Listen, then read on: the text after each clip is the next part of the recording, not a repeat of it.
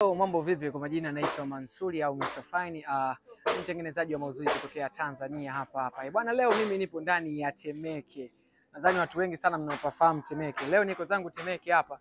Na kitu kimoja ambacho kimeleta Temeke bwana, kuna sakasaka la mshikaji mmoja ambaye alikataa ujauzito wa mwanamke wake akiwa na mwezi mmoja, na alimwambia kama anaweza basi atoe ujauzito kwa sababu mshikaji alikuwa amwamini huyo mwanamke. Sasa baada ya kumsikiliza kisa chake nikaona kama kisa chake ni kizito na kuna watu ambao wanatakiwa kujifunza. Sasa okay, my brother. Yeah. OG. Bila shaka ni yeye mwenyewe, si ndiye? Nakwaje mzee? Kama kaa. Kwani kuna watoto? Hatari mwanangu. Karibu mwanangu. Kama nilivyokuambia kwenye simu kuwa tutakuwa tuna shoot kitu ili mradi watu waweze kuelewa kwa mapana, watu wajue namna gani wanaweza kujifunza. Unajua kisa chako wewe ambacho nimekisikia ni kikubwa. Ndio. Nimekosa sehemu ya kukaa. Sisi tunaweza tukakaa wapi? Ili mradi tuweze kulizungumza, watu wengine pia waweze kulisikia na kulijua. Mama, shikamoo. Yeah. Pole sana mzee. Asante. Ukoaje? Wanangu mnawaka. Kweli kutemeke. Naomba nafanya kweli. Mama, shikamoo. Salama. Yo, hapa vipi? Fresh. Shwari. Hapa unyama. Basi hapa. Au tukae hapo kwa wote. Tukae mradi tuweze hapa unyama. Mzee. Vipi? Bwana mimi nimetii wito. Ndio. Na of course tunatamani pia vijana wengine wajifunze kupitia sisi. Kupitia kisa chako ambacho wewe kimekutokea. Okay, kwa hiyo mimi na imani kuwa wengine pia wanaweza kujifunza kupitia hichi ambacho wewe kimekukuta, si ndiye? Naweza kwanza nikatoa mic yangu hapa. Kwanza bro, unaitwa nani? Naitwa Moses. Moses. Bwana, watu wa wapi kule? Wapi? Kwa Farao Watu wa Farao Okay, sawa. Wewe pia ni mzaliwa wa wapi labda? Mimi ni mzaliwa wa Tanga. Tanga. Yes. Wewe ni Mtanga? Kabisa. Wewe ni Mtanga? Kabisa. Wewe kwenu Tanga? Kabisa. Wewe ni mwanaume kutoka Tanga? Kabisa. Okay, sawa. Bwana, mimi wakati nimepokea ile simu yako na uliponiambia kwa kisa cha ujauzito mwanamke wako, uligombana sijui nini na nini kisa hilo swala la ujauzito. Sasa leo natamani tupe story kidogo na watu wale pale ambao wanatutazama, ili mradi na wao pia waweze kujifunza kupitia hili ambalo wewe limekukuta. Cha kwanza tunaweza tukajua huyu mwanamke wako labda anaitwa nani? Mwanamke wangu mimi anaitwa Halima. Halima. Yes. Okay, na mahusiano kwa muda gani? Tuna almost kama miaka 3.5 hivi ama 3. Okay. Na katika hiyo miaka yote 3 hakuwahi kushika ujauzito na huu ndo mara ya kwanza? Naweza nikasema hivyo kwa sababu sikuwahi kuona chochote ambacho kimetokea ndani ya miaka 3 na bado ukawa tu hauna mashaka kuwa ina maana hata sikosei, au ndo upo makini? Nafikiri tulijipa muda wa kujitafuta. Okay. Tulitoa muda wa kujitafuta, kwa hiyo sikuwa na mashaka katika hilo. Okay. Na ulipopata nafasi na wakati ambao umeshika yeye ujauzito, ulikopo tayari umeshapata nafasi, yani umejitafuta, umejipata, au ulikopo bado? Kwa namna fulani naweza nikasema nilikuwa nimeshajitafuta na tulishadhamiria. Kwa kama unavyojua swala la ujauzito ni masuala ya kujipanga. Yes, kwa hiyo tulikuwa tumeshajipanga, tukaamini sasa ni wakati sahihi wa kupata. Kwa hiyo nilikuwa nimeshadhamiria na maana. Na dalili ipi labda ambayo uliona sasa kwa mwanamke wako mpaka wewe ukaamua kukataa ukukana ujauzito? Yaani kwa nini ulikana ujauzito wa mwanamke wako? Kwa sababu mimi nakumbuka mara kwanza ulivyonipigia, ndio uliniambia kabisa kuwa bwana, natamani kurudiana na mwanamke wangu, right? Ni kweli. Nikakuuliza kwani yuko wapi, ukasema tumegombana, tumepotezana kidogo, yeye yupo na maisha yake na mimi na maisha mengine, right? Ni kweli. Kitu gani kilichosababisha mpaka akaanza maisha yake na wewe na maisha mengi, na wewe ukaishi maisha yako wakati mnapendana? Unajua ndugu mtangazaji, ndugu Mansuri, unajua mimi mpaka kukuita hapa nimekuamini sana, na ninajua kabisa na najua kabisa kwamba ni Tanzania nzima sasa hivi wanakutambua. Kwa maana hiyo nafikiri ujumbe ambao utakaokuwa nimekupa au nimetoa, najua itakuwa ni funzo kwa wenzangu na Tanzania na dunia kiujumla, kwa watakao wanatuelewa. Kiukweli ni kwamba baada ya kushika mimba yule bwana, yule mke wangu, alikuwa ni mkeo au ni mwanamke tu ambaye unadate? Alikuwa ni mke wangu, Naishi nyumba moja. Naishi nyumba moja. Lakini nilianza kuona taratibu ambazo zinakwenda ndani ya nyumba tofauti. Mambo alikuwa yanakwenda hohe, ni kama vile nikanibambikia hivi, unajua. Kwa hiyo nikaanza kuona kwamba hapa sasa ulikuwa uli mzigo mpaka kwa hisi uko labda umegizia? Hapana, kupata nilikuwa napata, lakini nafikiri baada ya ile tatizo tu nikaanza, na sio tatizo, baada ya ile jambo kuingia nikaanza kuona sintofahamu zinaanza kuwa nyingi. Mambo mara unakuta mlango kafungia, mara unakuta story nyingi sana kwa mashoga zake nyingi zinatambaa, akae nyumbani akatulia, unaona. Kwa hiyo mwisho wa siku tulishindwana, kwa hasira niliweza hata kumpiga pia, niliweza kufanya hivyo. Ulimpiga kwa hasira? Alifanya nini mpaka, yani nataka kujua kosa gani lilosababisha mpaka ukampiga. Ilimradi tujue hata kama sasa, maana wewe unachotaka ni kurudiana naye. So na mimi lazima nizungumze naye. Kuza wale ondoka mwenyewe. Baada ya siku hiyo nakumbuka ilikuwa ni usiku, wakati zile kurupushane za ndani, asubuhi kwanza usiku ule aliondoka. Kwa hasira nilimwambia aondoke. Kwa hiyo alipoondoka nakumbuka alirudi siku ya 3 yake, yani siku ya kesho kutwa yake hivi ndo alirudi. Lakini aliporudi alikuja tu na neno moja kwamba mahitaji nichukue nguo. Kwa maana hiyo mimi na mimi nilikuwa nishachoka. Nikamwambia bwana nataka kuchukua nguo aondoke. Yes. Kwa bwana. Kwa hiyo alikaa nje siku 3. Maana yake ile siku wapi sasa? Baada sasa ya kuondoka hapo na kufanya tafiti zangu, ni kwamba nilisikia yule mwanamke ana mahusiano nje. Na muda huo alikuwa tayari ameshakwambia kuwa yeye ni mjamzito? Wakati huo nakumbuka, yes, ilikuwepo hivyo, ameshaniambia mimi ni mjamzito. Na kiukweli katika zile dalili kipindi cha kwanza mimi nilienjoy, nilifurahi kwa sababu nilikuwa tayari ni muda ambao tulikuwa tumeshajiandaa. Kwa maana hiyo akanielekeza kwamba mimi sasa siwezi kukaa tena na wewe, kwanza umeamua kunipiga, umenitoa maalama. Kwa hiyo hapo ni kwamba wewe ulivompiga ndo akaondoka akakaa siku 3 nje. Yes. Na ulimpiga kwa sababu zipi? Ni kwa sababu ambazo tayari baada ya kipindi kidogo cha mkweli bro, nakuwa mkweli, kipindi ambacho tulianza kufurahia ile tunda ambalo tumelipata, baada ya hapo sasa ndio zikaanza mikurupushani ambazo hazina sababu za kimsingi. Kwa maana hiyo hata mimi mwenyewe nilikuwa nikihisi kabisa kuna changamoto hapa baada ya kufanya taratibu zangu na research zangu, nikagundua hivyo. Kwa kama mwanaume, kama lijali, kama ambaye nina moyo, nilishindwa kuvumilia. Kwa maana hiyo niliamua kutumia hasira na kuweza kuondoka. Na baada ya kuondoka kweli mimi mwenyewe najutia kwa sababu kuna vitu ambavyo navikosa. Kumbe ningeweza kuchukua nafasi ya kukaa na tukazungumza na mambo yakakaa vizuri, lakini sikuweza kutumia nafasi hiyo.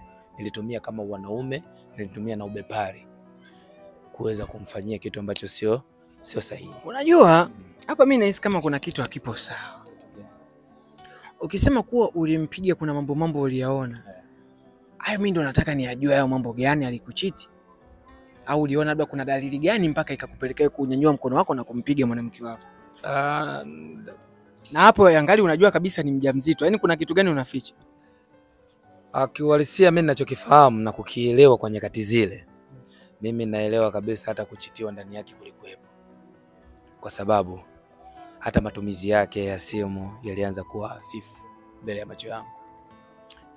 Simu zilikuwa zinafichwa sana, tofauti na mwanzo unajua.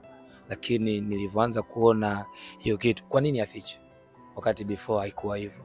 Kwa moja mimi niliweza kuamini kwamba hapana, hapa kuna tatizo. Unakunyanga pombe? Hapana. Unavuta labda na smoke? Hapana. Hapana. Haya, okay. Sawa. Kwa hiyo alivyoondoka alielekea wapi? Sasa hapo ndo kiukweli Mansuri, ndo simu yangu uliiona kukutafuta wewe, ni kwamba nilikuwa nataka msaada wa kumpata.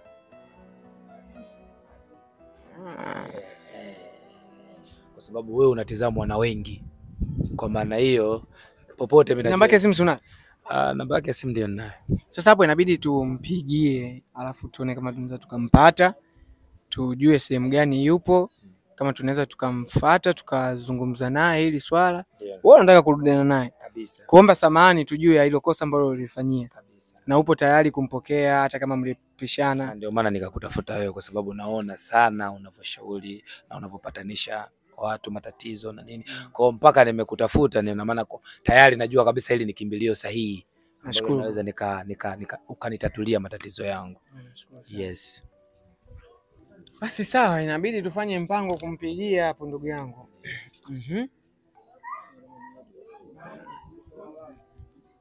Huko mwanangu miguu ya kuku ile mautumbo sinapata. Inapatikana.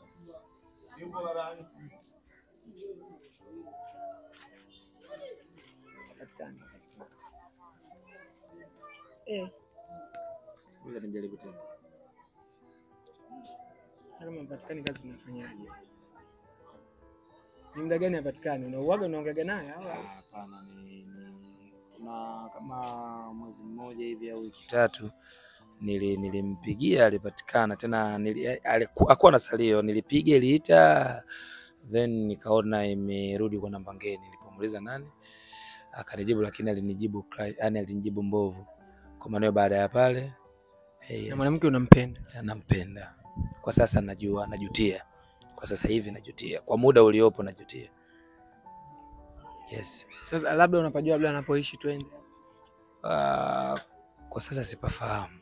Ila kuna ni mmoja alikuwa anapafahamu. Kwa hiyo naye anakaa mtaa huu? Anakaa maeneo haya ni mazingira. Inabidi twende kwa rafiki yake. Hadi tumuulize kama tunaweza tukampata huyo mtu wake, au shoga yake atuambie anapoishi, hadi tuone tukakiri makosa tukaombe samahani. Okay, sawa. Bwana, huu ni mguu hapa, tunatoka moja kwa moja mpaka kwa rafiki yake ili aweze kutuambia anapokaa rafiki yake, ili tukaombe zetu samahani, watu waishi na amani kama kawaida, si ndio?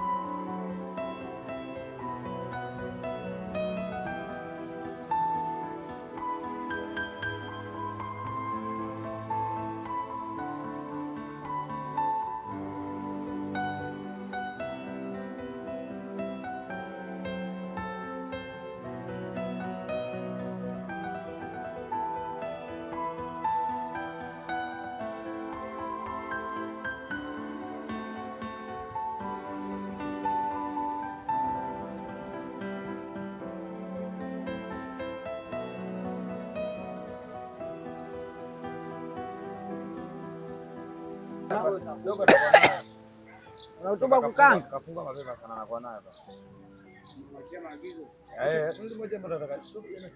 Eti mama unautumba kukanga? Ah. Ngoja ndoke bwana.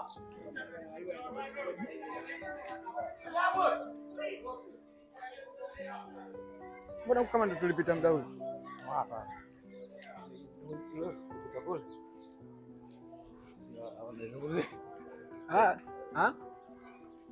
Usiogopa kupiga story, siwazi wewe unapiga story. Hao ni muumini wa kula hivyo vitu eh. Hivyo vitu na vikubali sana.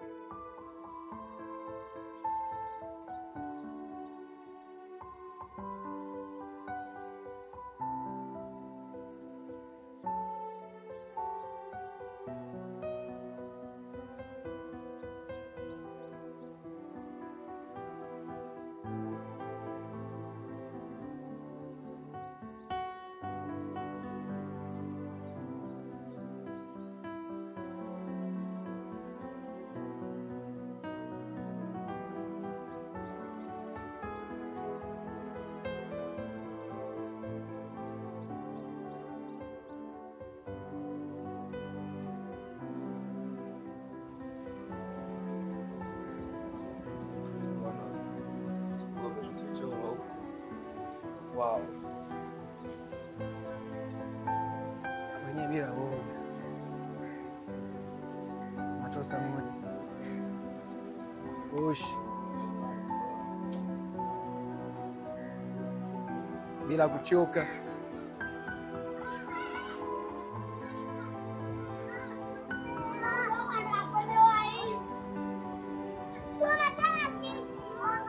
Anko, mambo? Shwari.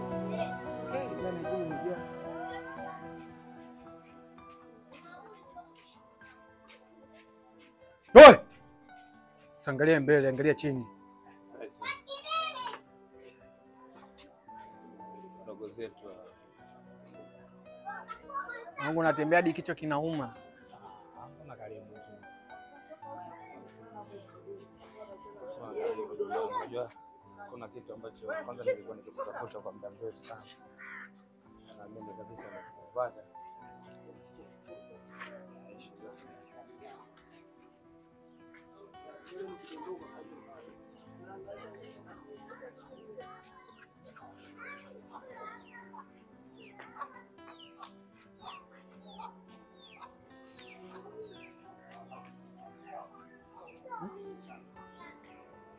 Hapa.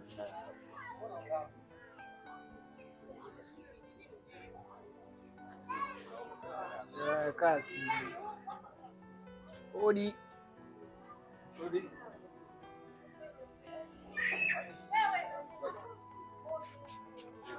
Kwaje mzee? Shwari.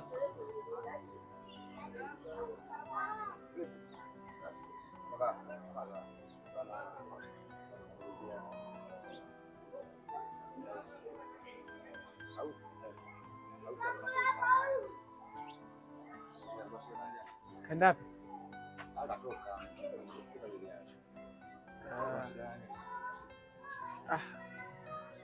Mwelekeza mwanangu, wewe si nyumbani kwenu huko? Kuna moja ile tunafia na mkao.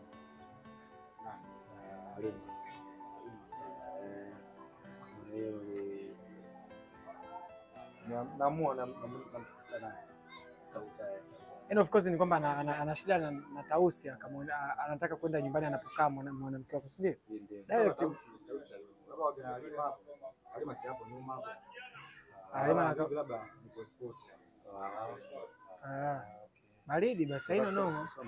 Kama unapajua unapokaa? Hapo ndio nyuma. Basi fresh. Kama unapajua basi fresh. Nyama.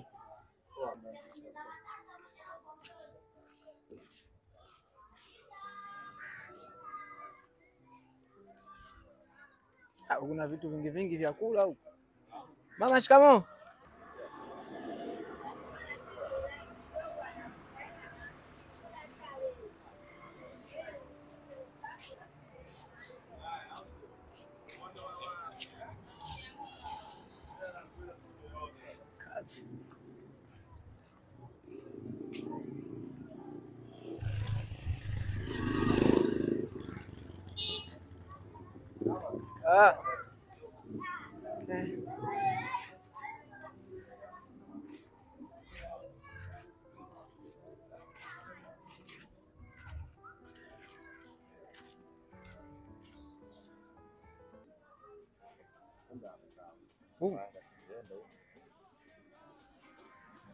Kwani zote zinatokea wapi? Humu. Zinatokea humu. Unaona kama usikii Mansuri. Poa sana. Kwani unaniacha? Poa. Sasa wewe kai umezua umezungua na sasa hivi kuna ndogo kule. No issue ikoje? Njoo bwana. Sinitoe kivepesi hivyo. No, sikiliza nikwambie kitu, wewe ni mke wangu mimi. Huyo ni mke wangu mimi. Sikiliza mimi nikwambie, hata kama wewe ni mkeo, ndio mwisho ushamkuta mtu katika mazingira haya. Kwa hiyo unajua watu wanaishi vipi huko ndani. Kwa hiyo unasema vipi yani? Subiri, sikiliza mwanangu. Mimi njoo. Umesikia? Unajua nini? Huyu jamaa aligombana na mwanamke wake mwezi miwili uliopita, si ndio? Mwanamke wake akawa na maisha mengine na yeye ana maisha mengine. Leo kaja kwa ajili anataka tu kuomba samahani. Kwa sisi pia kwa ajili ya naombaje samahani? Yaani nimekuja sawa kuomba samahani. Ndio umekuja kaibu ngempigia simu. Ndio katika simu patikani, simpigia tumempigia patikani au? Acha napaka hapa. Mimi nikionekana. Hiyo sasa sikiliza. Hiyo sasa iko nje. Kwa hapa poa, subiri kwanza, mna uhakika ni yeye au ni kwamba tuleta ndio namjua ndio miguno yake namjua. Huyo hapo. Anaishi na anaishi peke yake au ina maana hata hii issue blazo ulikuwa unaijua. Unajua vipi? Unajua kwa maana kwamba mpaka tunatuleta site zake na maana vipi? Yule mimi namjua kama rafiki yake mdogo wangu. Najuana naye. Usikana nani mimi usijui. Yule mimi namjua ndio nimekuja kumuuliza mdogo wangu. Moja mbili anataka mtu fulani mwaleteni. Ndugu wangu kweli. Ila sasa mimi nileta hapa sasa kwa kutumia mmeusha. Hapana, sio mmeusha, ni mke wangu. Basi au tufanyeni, tukaeni tusubiri. No, wewe uwezo ukasema ulete fujo, unajua ni nani? Sawa, tusubiri nini? Yaani sisi tunakaa hapa tunasubiri. Bro, kumbuka mwanamke ulimwacha, ulimwambia tuachane. Kwa hiyo tunaenda kukikuta hicho usikishangae. Ndio niliachana naye, lakini sasa ndo mpenzi wangu. Wewe unataka kufanya nini? Mimi ninachokitaka nataka nikamtoe. Wewe nataka nikamtoe Moses. Njoo tukae huko, njoo. Wapi? Njoo tukae hapa. Kaa hapo kwanza. Basi akaa. Mimi nataka nimtoe. Kaa hapa tu. Nataka nimtoe. Mimi nataka nimtoe huko ndani. Wewe ungekubali? Tulia kwanza. Wewe sasa wewe ndio unakubali? Subiri, hapo ndio nimekubali. Subiri. Wewe kwa sababu sio mke wako. Sasa subiri nikwambie, wewe acha kwanza mambo mengine yaendelee. Sawa. Wewe unasikia raha ndugu yangu. Sio nasikia raha, tuzibe masikio basi. Sio kama kuna hamna mtu ambaye anataka kuzisikia hizo sauti. Ndio. Wewe una hakika gani kama sio mkeo yule? Mimi namjua. Haya, ulimwacha miezi miwili. Unajua alikuwa na nani? Alikuwa date na nani? Hiyo mimi sitaki. Unajua nataka arudi nyumbani. Si kumbe nataka. Sasa wewe ulipomwacha miezi miwili unajua nani anamtaka? Mimi sijui. Sasa mbona unataka kuleta fujo? Mama nataka mke wangu mimi bwana. Hebu tulia. Hebu watoto watemeke, acheni mambo yenu ya ajabu. Tulia. Wewe uliachana na mwanamke wako? Kisa nini kuachana naye? Si uliachana na mwanamke wako? Kinachoendelea hapa ni nini? Subiri, wewe subiri wamalize mambo yao. Tuwagongee, tuwaite tuongee nao, tuulize. Kama unataka kuomba msamaha au ni vipi? Sawa. Sisi tusikilizie. Watu wapo na raha zao. Unajuaje labda huyu alikopo ndo analipa kodi, wewe unaweza kumlipia kodi. Mbona ulimwacha? Wewe ni gani mzee? Tulia hapa, sikilizia magoli humo, wenzako wakiendelea na mambo yao. Mwanangu usiondoke. Mimi mwenyewe hapa sina amani. Hapa nataka kunizidi nguvu bure akatokea mambo ya mauaji hapa. Mimi nitapeleka wapi sura yangu?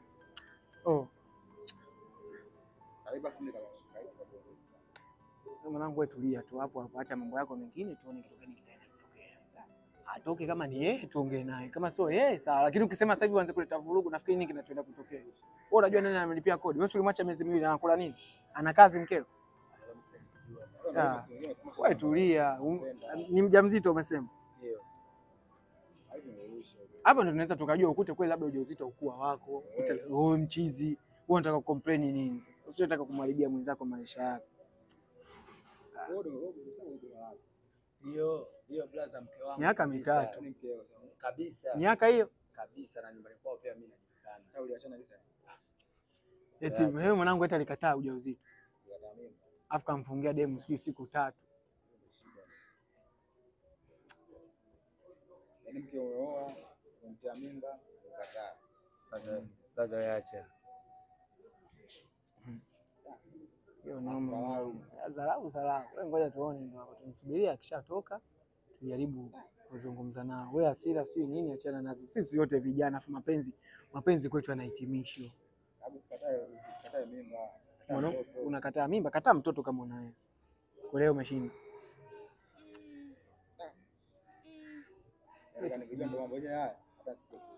Mimi mwenyewe kusema kweli sikujua kama tunakuja kukutana hivi.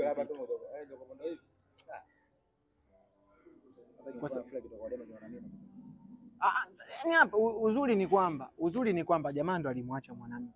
Mimi sipo upande wako wala sipo upande ule. Sema wanawake wanapokuwa wanaachana na wanaume, huaga wanatafuta kureplace nafasi yako. Sasa kama umpi huduma na mwanamke wako hana kazi, umeachana naye wiki 2, miezi, sijui mwezi mzima, unarudi tena, unadhani alikuwa anakula wapi? Alikuwa analishwa na nani? Sasa mjitambue wanaume. Au wewe unasemaje mzee? Upo na mwanamke, umemwacha mwezi mzima au miezi 2. Unarudi naomba samani na unajua mwanamke wako hana kazi. Alikuwa anakula nini? Alikuwa anakula cha nani? Anakilipaje? Maana uwezo ukasema sasa hivi unaanza kucomplain, una complain nini sasa? Huwezi kucomplain. Hata kama hapo wanataka kupigana nguvu unatolea wapi? Na unataka kupigana kisa hizo sauti. Sio wanafanya hao. Mke wako gani? Mbona ulimwacha? Kama mke wako mbona yupo huko? Kwa nini ulikuwa uishi naye? Unakumbuka sababu iliyosababisha? Maana hapa nyewe ukute tukaleta na utoto hapa. Tukapiga story nyingi, kumbe wewe mwanangu unajua ulikosea wapi. Mimi kule ukao umenidanganya.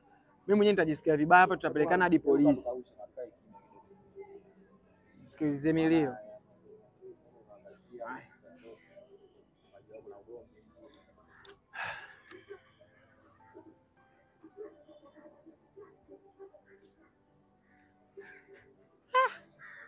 Watu wanafanya muda mrefu.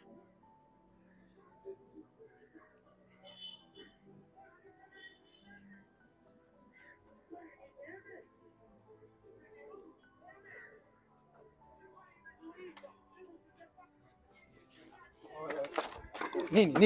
Nini sasa? Nini? Kwani shida iko wapi? Nini? Shida iko wapi? Nini? Shida iko wapi? Shida iko wapi? Habari sisi. Wema. Njoo basi Mo, njoo. Wewe ndio umemleta? Samahani. Wangu ndo pale. Ndio huyo hapo. Haya, unataka kufanya nini kwenye uwanja wako? Mimi nataka nimchukue mke wangu niondoke naye. Mimi nataka nimchukue mke wangu niondoke naye. Tuongee naye tena nini? Tuongee nini? Tunachokiongea hapa nini? Samahani. Nini? Shida iko wapi? Nini? Shida iko wapi? Shida iko wapi? Habari sisi. Wema. Njoo basi Mo, njoo. Wewe ndio umemleta? Samahani. Wangu ndo pale. Ndio huyo hapo. Haya, unataka kufanya nini kwenye uwanja wako? Mimi nataka nimchukue mke wangu niondoke naye. Mimi nataka nimchukue mke wangu niondoke naye. Tuongee naye tena nini? Tuongee nini? Tunachokiongea hapa nini? Samahani sister. Sasa tunaongea nini kweli? Njoo huku mwanangu bwana, wewe. Samahani sister.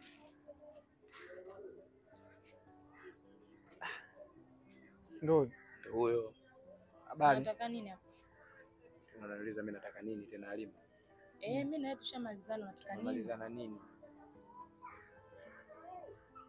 Sawa, kama ni mpenzi wangu, ni mke wangu. Wa wapi? Lini? Saa ngapi? Halima mwenyewe ndio.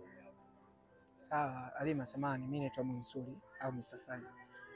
Jamali amenipigia simu, mimi naishi huko. Mimi ni balozi wa Barcelona Real Estate na leo tuna habari mpya kabisa ambayo natamani kukuambia. Barcelona Real Estate cha kwanza ni shirika ambalo linafahamika kiserikali, lakini pia tunahusika na kuuza viwanja vya makazi pamoja na biashara. Pia Barcelona Real Estate tuna uwezo wa kukuzia nyumba za kisasa kabisa kuanzia milioni 200 mpaka milioni 1. Tunapatikana kata ya Ubungo na Kinondoni na ofisi zetu zipo Madale. Ukiwa unaenda Madale kabla hujafika Mnadani, mkono wa kulia tu pale utaona bango kubwa limeandikwa Barcelona Real Estate. Lakini pia tuna uwezo kukuzia kiwanja wewe kuanzia square mita 1 kwa shilingi 40,000 mpaka square mita 1 kwa shilingi 100,000. Viwanja vyote vimepimwa na vinatambulika mpaka halmashauri. Lakini pia kama utatamani kuangalia video zetu zaidi, unaweza kutembelea mitandao yetu ya kijamii kama vile TikTok pamoja na Instagram. Tunapatikana kama Barcelona Real Estate. Tupigie kwa namba hizo hapo ambazo unaziona kwenye screen. Muda wote tunapokea, siku 7 za wiki ndani ya masaa 24. Muda wote ule wetupigie, na imani utapata kile ambacho unakitaka. Kwa Ubungo kanipigia simu na mmoja wake ni kwamba anasema amegombana na mpenzi wake, anahitaji kuja kumuomba samahani. So kilichonileta hapa bwana, jamaa alikuwa anataka kuja kuomba samahani, sijui Nataka arudi nyumbani. Wapi? Samahani ya nini? Kwa hiyo mimi unitaki. Ukutaka vipi yani? Mimi naye tumeanza lini? Leo ikawa ya pili turudiane. mimi hapo, mimi nakosa tacha. Mimi naongea nini hapa? Eti ndugu yangu, mimi naongea nini hapa? Swedi ndio yasababisha. Huyu hapa juu mimi napokaa. Wewe ndio umeyasababisha. Kwani subiri. Bro, wewe una mapenzi yote juu yake? Kabisa. Bado unampenda? Kabisa. Jamani. Halima, siku Jamila. Jamila Halima. Halima. Huyu ni mpenzi wako? Mimi si.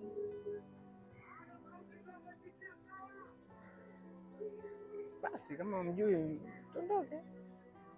Sasa mzee, sio kirahisi hivyo ndugu yangu.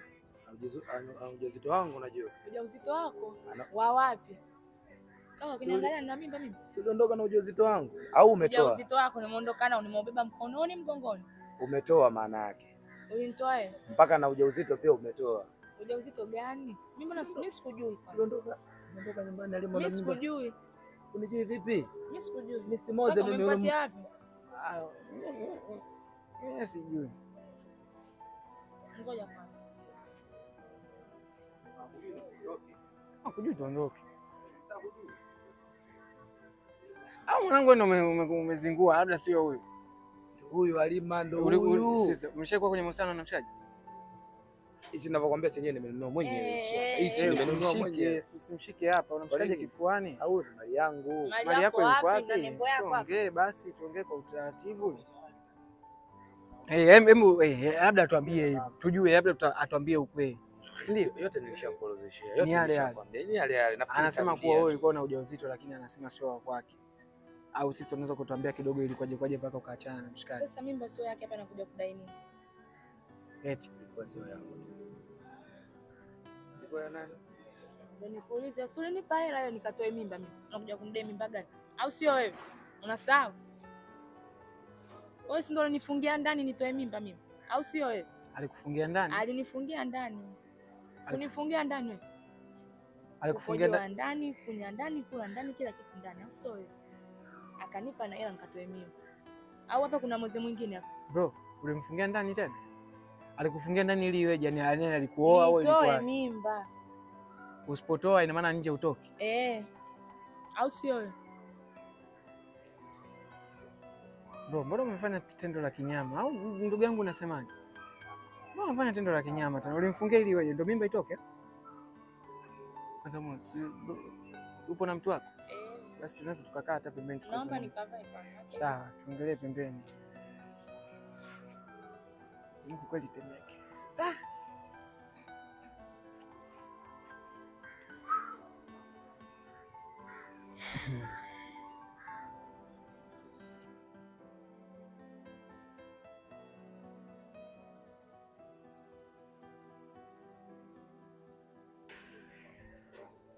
Mwanangu, huko usiende, usiguse kabisa mwanangu, naomba uniheshimu hata mimi pia, sawa?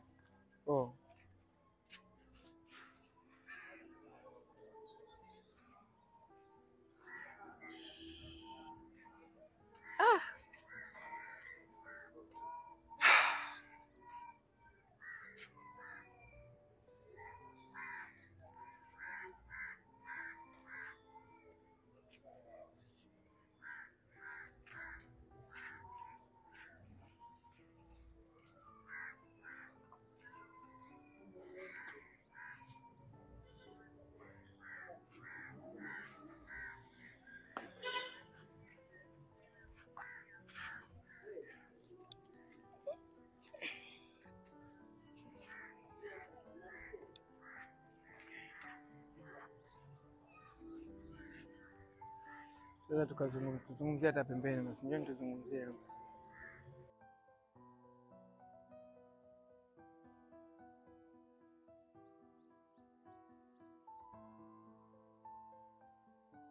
Samahani kwanza sister, kwa kukatisha kwa kutokana na kelele zetu ambazo bado tulikuwa tunazizungumza, ila ukweli ni kwamba jamaa mimi kanitafuta na alivyonitafuta akaniambia kuwa 1 2 3 nakosa. Ndugu yangu naomba msaada wako pia bwana, usiwe mbali na mimi bwana, mimi mgeni huko. Shaone, akanitafuta akawa anahitaji kuomba samahani juu ya kosa ambalo amekufanyia ili mradi muweze kuwa kama zamani. Kwa hiyo sema ndio hivyo, tumekuja tena kidogo na nyimbo na dunia yenu, kwa mtatusamehe kidogo. Brother, mwanamke ni huyu. Na umemkuta yupo, I think ni mahusiano yako, si ndio? Yupo na mahusiano yake. Sasa sijajua wewe utakuwa unahitaji kikubwa cha ziada kwake ni kipi? Kuna cha ziada kingine kama mimi nahitaji rudi. Sasa si ana mtu wake? Mchezea. Mimi kabisa nimekabidhiwa na wazazi wake. Jamaa ndo anamchezea mwanamke Kabisa. Ila wewe Mimi natambulika nyumbani. tambulika ndo nini? Mbona ulimuulize kwa nini alinikataa? Yeye anatambulika nyumbani kwetu. Kwa nini alitaka nitoe mimba? eti kwa nini ulikuwa unataka kubaliana kwa sababu tunazungumza kwa tunazungumza vizuri. Kipi asichokijua? Yote navielewa na ndio maana akakuleta. Of course ni kusoma kama jamaa alikuwa anajua au katucholesha, no? Anajua ndio maana hajatuambia. Ndugu yangu, hajatuambia. Hapa mmekuja tayari mshaniharibia mahusiano yangu.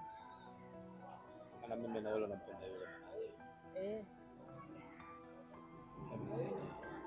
Kwani wewe ujauzito ni kweli ulikuwa nao ujauzito wako? Bado unao? Sasa ujauzito ni wa nani? Na yule mwanaume anafanya nini?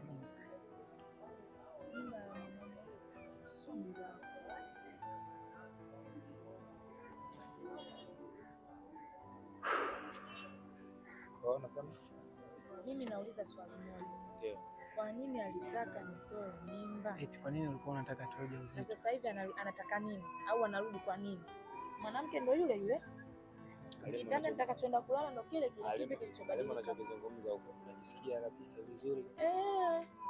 Iko na amani. Kwanza subiri, ulimfungia sister? Kweli. Ulimfungia ndani? Ndio. Kwa nini ulimfungia? Kwani kilichokufanya kipindi hicho ulikuwa unataka atoe ujauzito ni? Kwa sababu naona nishachanganyikiwa. Sawa, basi ndo tuliongea liishe tulimalize.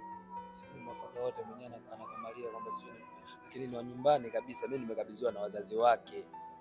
Wazazi wake wote wawili, baba na mama, walikabidhi huyu mimi nikafanya. Kila chochote vyote nimefanya naye. Basi waambie tumeachana na mahusiano yangu mengine. Kwani mimi mtoto mdogo?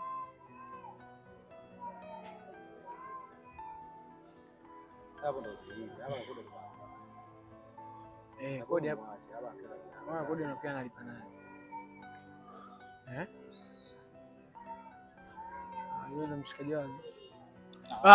Nini sasa? Kwani shida iko? Nini sasa?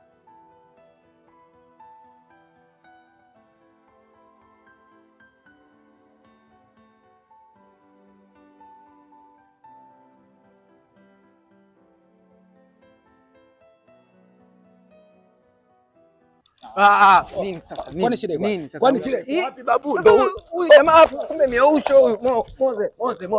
Moze unaanza kuzingua. Subiri sasa. Ndo huyu hapa. Kosa lake nini? Haya mzee, kosa lake nini? Huyu hapo ndo ile miguno yote tulikuwa tunasikia ndo anasababisha huyu hapa. Sasa wewe vipi babu? Wapi? Sasa hata miguno sawa, miguno anasababisha yeye. Wewe unataka kufanya nini? Si ni mpenzi wake? Mpenzi wake. Si mtu na mpenzi wake. Unamfuata au umenifuata mimi? Wewe si mtu na mpenzi wake? Mimi nimekufuata wewe. Sasa wewe unataka kugombana naye nini? Huyu kwa sababu ndo amesababisha mpaka kumbe ndo umeondoka nyumbani. Sio yeye. Sababu ya aliyosababisha ni Swede. Aliyosababisha Swede. Kwa nini akulete? Anasababisha vipi huyu? Kwa nini akulete? Oh bro, sorry mwanangu, inakuaje? Uelewi vipi? Uelewi mke wangu unasema uelewi vipi sasa ndugu yangu? Mke wako? Ndio muulize vizuri. Mungu mchanganyikiwa ni mambo sikuelewi. Kuchanganyikiwa vipi huyu mke wangu? Kwani huyu nani? Bosi huyu. Mimi simjui. Wewe boy. Hebu sogea kwanza pembeni. Kaeni mbali. Hapa kwangu usinipe fujo mwana. Usiniambie hapa kwangu. Huyu ni mke wangu mimi. Wewe vipi baba? Sasa unamkunja mwanamke wa nini? Mimi nataka nimchukue tuondoke zetu. Sasa ndo unamshika hivi? Au unamshika vipi? Sasa bwana, kwani mwanzoni nyumbani alikujaje? Alikuja kwa kumkunja au uliongea naye? Niliongea naye. Sasa si uongee naye arudi. Kila nikijaribu kuongea naye tunashirikana. Mzee bwana wanivunjia utu bwana. Mimi mwenyewe nimekuja kwa ajili ya kupatanisha babu. Kupatanisha vipi na umekaa kimya? Sikia mwanangu, sisi sio wanyonge mwanangu. Mimi kimya unajua sio kama kuogopa mwanangu. Umesikia? Wewe unasema nini? Wewe unatakaje? Wewe unasemaje? Subiri basi. Ngoja kwanza. Yaani mimi ngoja kwanza. Yaani anachukua mke wangu, alafu tena anatakaje? Sasa subiri basi. Okay, anyway bro. Ngoja mimi nielezee kwa sauti kubwa ili mradi kila mtu aelewe, si ndio? Subiri. Mimi nanukuu kama ulivyoniambia. Alikuwa ni mwanamke wake na alikuwa anaishi nyumba moja, akampa ujauzito. Ila ugomvi wao ulitokea baada ya binti huyu kushika ujauzito. Malumbano ndani ya nyumba. Mshikaji anataka akatoe mimba huyu mwanamke. Si unaelewa? Dakika za mwisho binti inasemekana kuwa aligoma, si ndio? Ndio. Mkaachana. Miezi mingapi? Miwili, sio miwili na nusu. Right? Mitatu. Sasa hiyo mitatu leo tunakuja kwa ajili yeye anataka kumuomba samani mwanamke wake, warudiane. Mimba gani? Mimba huyu. Kwani brother, je, kuona watu wanakaa wanaachana miaka mitatu na wanarudiana minne mitano? Sijaelewa kwa sababu wamenichanganya, sijaelewa. Yaani mimba gani amezungumzia nyinyi? Huyu alikuwa ni mwanamke wake kipindi hicho. Mimba yake. Kwa mimba yako wewe au nani sasa? Huyu nani? Huyu anasema alikuwa. Huyu anaishi naye mke wangu huyu hapa, huyu mke wangu. Sasa mke wako vipi? Huyu anaishi naye, huyu anaishi naye, usalimu ugali wa watu. Ana muda gani? Miwili. Subiri, yani issue ni kwamba wewe tunaenda mbele tunarudi nyuma. Hiyo miezi miwili mitatu ulioachana naye alikopo anaishi wapi? Alikuwa anakula nini? Inawezekana kana hapa anakuja tu na kuondoka, inawezekana pia hilo. Sio kwamba kila ameondoka nyumbani basi ndo anakaa hapa muda wote, sio kweli. Kwa hiyo upo tayari kurudiana na mwanamke ambaye umemkuta kabisa anafanya mapenzi na mwanamke mwingine? Mimi najua nitakachokwenda kukifanya nyumbani. Na maana hiyo sasa hiyo niko mwenyewe hapo. Hapana, hapo. Kwani unataka nini mpaka dakika? Maana sikuelewi. Namtaka mke wangu. Hebu usinishike. Simshike. Ongea mimi. Wewe watu ongea wawili wanaume. Wewe kwani leo unataka nini? Nataka mke wangu. Soko vipi mwanangu mke wangu mimi huyu? Kwanza wewe nani yani? Mimi ndio muhusika halali, mwanaume halali, hata katika ndoa chochote unachokitaka wewe kuhusu huyu kwangu mimi nakuonyesha. Kwa nini usije nacho? Ina maana unataka nije nivieke hapa sasa. Si mke wako halali, kwa nini usije nacho?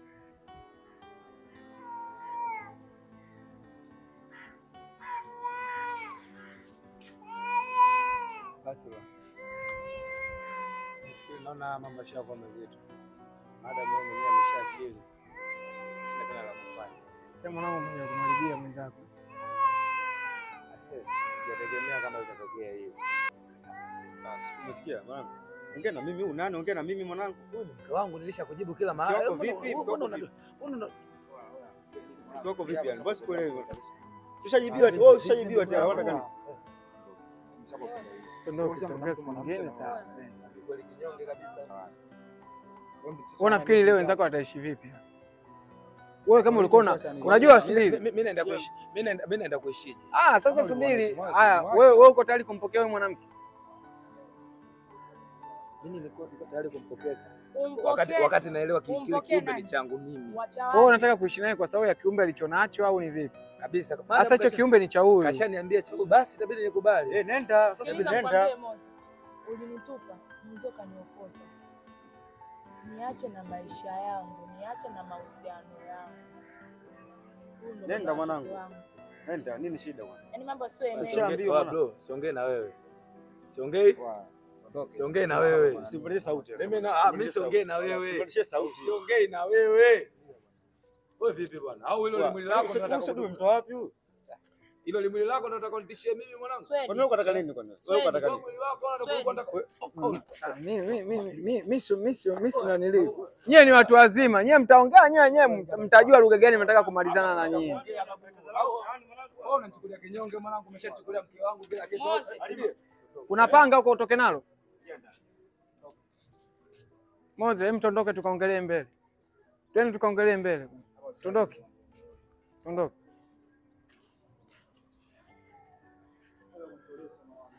Ndio nitaongelea huko. Mimi nishachoka hapa. Sikia ganzi. Hivi mwanangu ulikuwa unajua kama mwanamke yule ananiliwa? Ulikuwa unajua kama ana ujauzito, hana ujauzito au anaishi na mwanaume? Ulikuwa unajua? Hilo sifahamu. Sasa kama ufahamu, kwa pale ujauzito ni wa nani? Sasa eti mwanangu ujauzito ni wa nani? inawezekana kama amemsukumizia tu jamaa kwa sababu kidogo sasa hivi ana change, lakini ule ujauzito mimi nakwambia kwangu mimi nakuwa huo inawezekana yule jamaa ana vichenji, si umeona ndani mule, inawezekana kama ana vichenji ndio tatizo, lakini yule nakwambia brother, yani vieti vyote yani vyote unavyojua wewe kabisa kwa yule kwangu. Hapo na mimi nikubali moja. Kama mtoto wako ukataa. Demu ashaukataa. Yaani mwanangu hata ila kweli mwenyewe ningejua mwanangu yani sijui kwa nini sikuliwaza. Hatukutakiwa kuja nyumbani. Yaani tulitakiwa kukaa sehemu tukae na binti tuzungumze tuone nini kitananilio. Basi okay, naomba nisubiri kidogo. Sawa?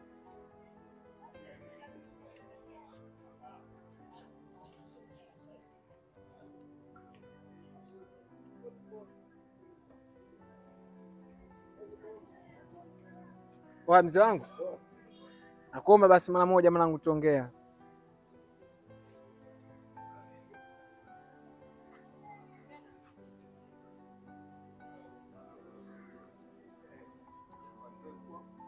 Hivyo.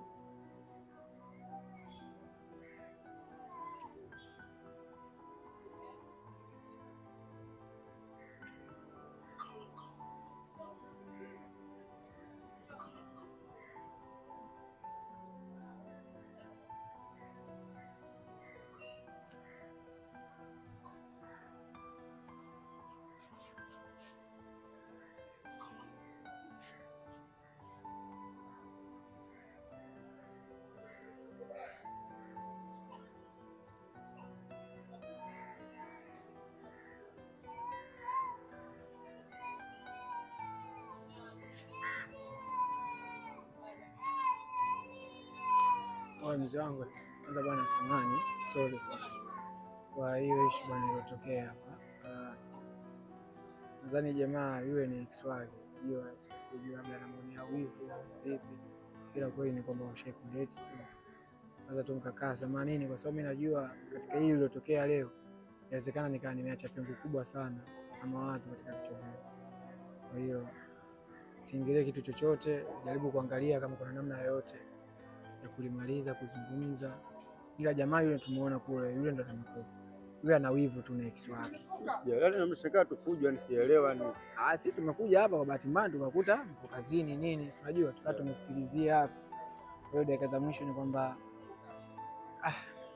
vijana, unajua vijana alimwacha, alimpoteza, ndio hivyo bado anapagana. Na mimi nitaenda niondoke hapa, sasa mimi nitabidi safiri hapa ile Tunduma sasa hizi. Unafanya kazi ya Tunduma? Mwanangu, sasa kama mimi naondokaje? Wewe unafanya mishi gani? Mimi sasa magari ya Tanboy. Yule konda pembeni yule magari makubwa. Sio Tanboy. Pole sana. Sasa kama filamu mtaji wangu hivi. Kazingua, of course kazingua, yeah. Sawa basi, ngoja tu nitakapokuwa mwanangu. Mimi samani, naomba niombe tena samani. Na kama kuna lolote basi tunaweza tukachukua namba yako tukabadilishana hapa.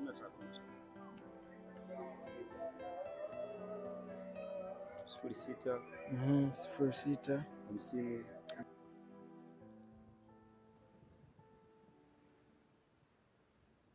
hapo napiga, utaikuta mwishoni saa 61. Poa. Kama kuna lolote Mansuri. Kama kuna lolote ambalo litatokea labda umeshindwa kulielewa basi utanishirikisha. Haina noma mzee. Pamoja mzee. Poa. Bwana, mimi niwaambie kitu kimoja tu. Mimi ni balozi wa Barcelona Real Estate na leo tuna habari mpya kabisa ambayo natamani kukuambia. Barcelona Real Estate cha kwanza ni shirika ambalo linafahamika kiserikali, lakini pia tunahusika na kuuza viwanja vya makazi pamoja na biashara. Pia Barcelona Real Estate tuna uwezo wa kukuuzia nyumba za kisasa kabisa kuanzia milioni 200 mpaka bilioni 1. Tunapatikana kata ya Ubungo na Kinondoni na ofisi zetu zipo Madale. Ukiwa unaenda Madale kabla hujafika Mnadani, mkono wa kulia tu pale utaona bango kubwa limeandikwa Barcelona Real Estate. Lakini pia tuna uwezo kukuuzia kiwanja wewe kuanzia siku ya mita 1 kwa shilingi 40 mpaka siku ya mita 1 kwa shilingi 100,000. Viwanja vyote vimepimwa na vinatambulika mpaka halmashauri. Lakini pia kama utatamani kuangalia video zetu zaidi, unaweza kutembelea mitandao yetu ya kijamii kama vile TikTok pamoja na Instagram. Tunapatikana kama Barcelona Real Estate. Tupigie kwa namba hizo hapo ambazo unaziona kwenye skrini. Muda wote tunapokea, siku 7 za wiki ndani ya masaa 24. Muda wote ule wetupigie, na imani utapata